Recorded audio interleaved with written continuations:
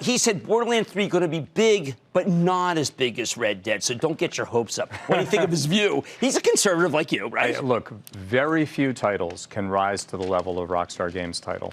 And if Borderlands 3 became close to Red Dead Redemption 2, we'd be just thrilled. The truth is that Borderlands 3 coming out in September is shaping up to be a massive title because the catalog's been selling great. Well, I wanted to talk about that because it's almost like a prequel. The catalog becomes a prequel. Yeah, the catalog the margins must be incredible. The margins are high. We're delivering up-res versions, and consumers are really loving it. I think a concern that we had was, it's been almost 8 years since Borderlands 2, and you wonder whether, consumers see that as a fresh title. It seems like the buzz is saying absolutely yes. Okay, now Grand Theft in the news again. President comes out, links it to gun violence. Every time I've done it, I think there's been 3 different appearances in Washington. You have statistics, empirical data, which shows it just isn't right. But I don't want to put words in your mouth.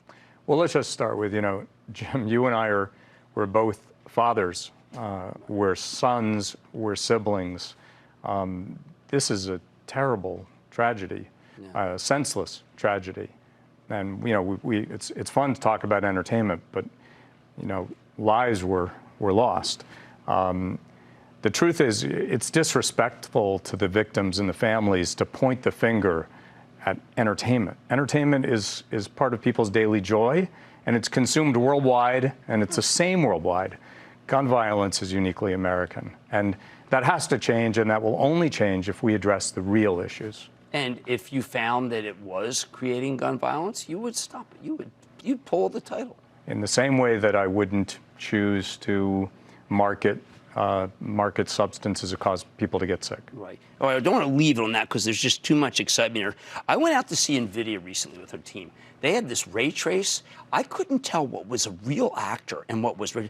That's all in the future. It's going to be even bigger than what you have now. Well, we have a new console generation coming, and that's going to allow us to do some things that we haven't been able to do before creatively. That's exciting. But as I've said before, we're going to reach a point where you won't be able to tell the difference between what's created in the computer and what's real. That doesn't mean we'll do it for all of our games. Borderlands, for example, it's an animated universe. It's always going to be an animated universe.